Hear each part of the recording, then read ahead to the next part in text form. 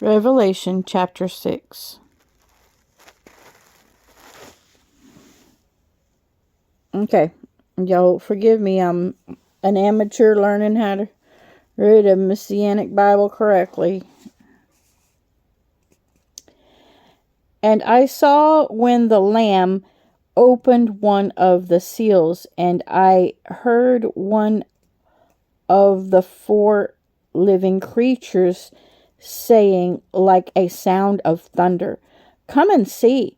And I looked, and I saw a white horse, and he who sat on it holding a bow, and a crown was given to him, and he went out overcoming and to overcome. And when he opened the second seal, I heard the second living creature come and see. And another horse, fiery red, went out, and it was given to the one who sat on it to take peace from the earth, and that they should slay one another. And a great sword was given to him. And when he opened the third seal, I heard the third living creature say, "Come and see." And I looked, and I saw a black horse, and he who sat on it holding a pair of scales in his hand. And I heard a voice in the midst of the four living creatures saying, "A measure of wheat for a denarius, and 3 measures of barley for a denarius, and do not harm the oil and the wine." And when he opened the fourth seal, I heard the voice of the fourth living creature saying, "Come and see." And I looked, and I saw a pale horse, and he who sat on it had the name Death, and the grave followed with him. And authority was given to them over a fourth of the earth to kill with sword, and with hunger, and with death, and by the beasts of the earth. And when he opened the fifth seal, I saw under the altar the beings of those having been slain for the word of Yahuwah, and for the witness which they held.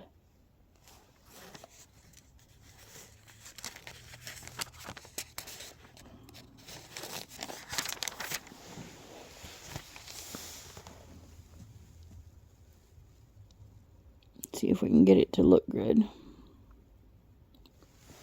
Okay? And y'all get the living letters. And they cried with a loud voice, saying, "How long, O Adonai, Kodesh, and true, until you judge the..." Okay, Kodesh and true.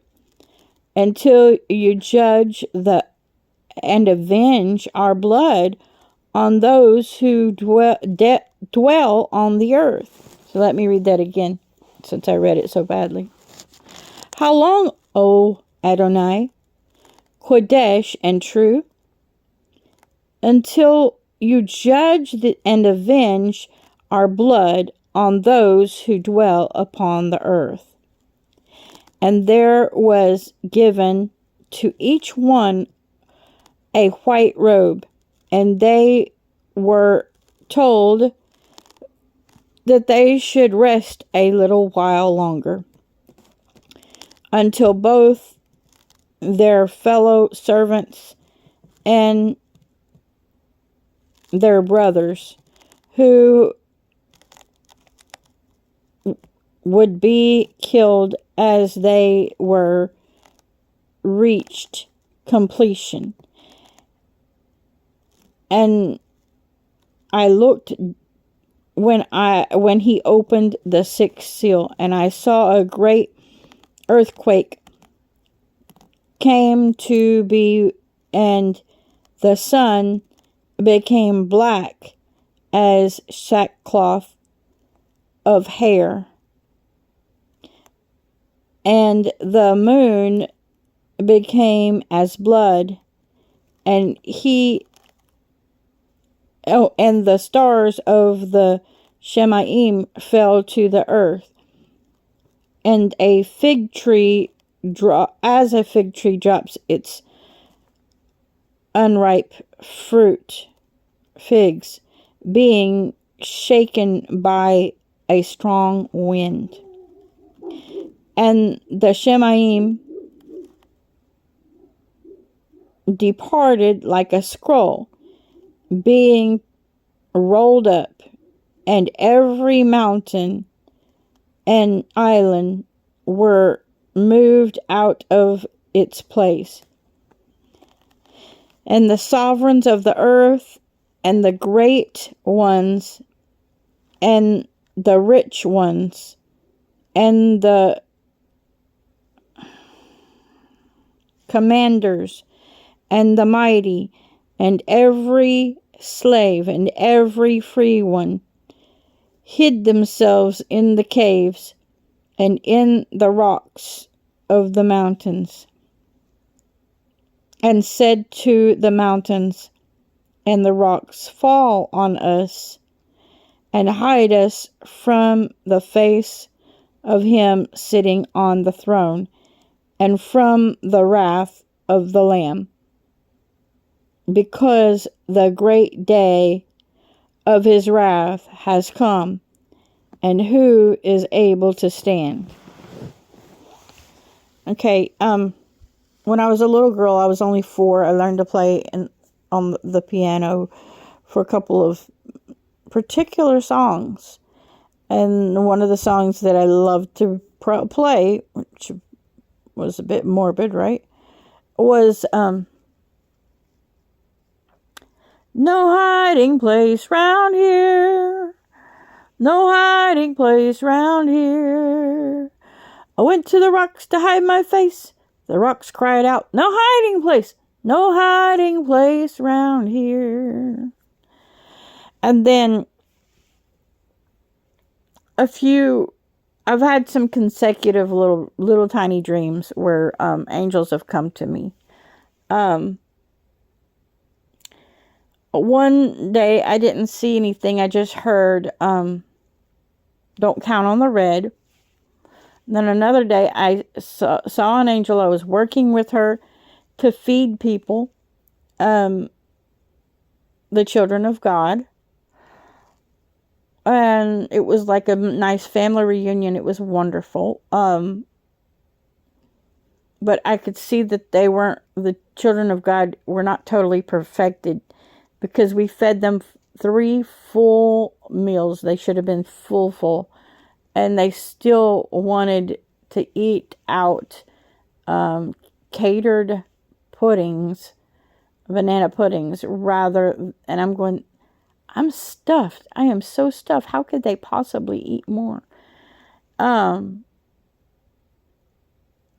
that while I was like discussing that just outburst that came out of me, the angel smiled and said, is there anything you need? And I told the angel one of the things I needed. And she says, you will have it in a 7-year guarantee. And then just out of the blue, she's saying,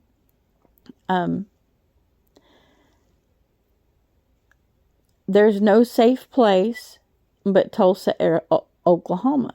No safe place but Tulsa, Oklahoma. No safe place but Tulsa, Oklahoma. I'm going, man, that don't even rhyme. If you're going to make a song that rhymes. But then I thought, I used to live about 30 minutes from Tulsa, Oklahoma. What's in Tulsa, Oklahoma that would make that safe?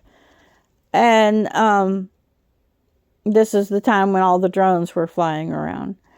And then I remembered the only reason I would go to Tulsa, Oklahoma would be to the Tinker Air Force Base to see the Blue Angels.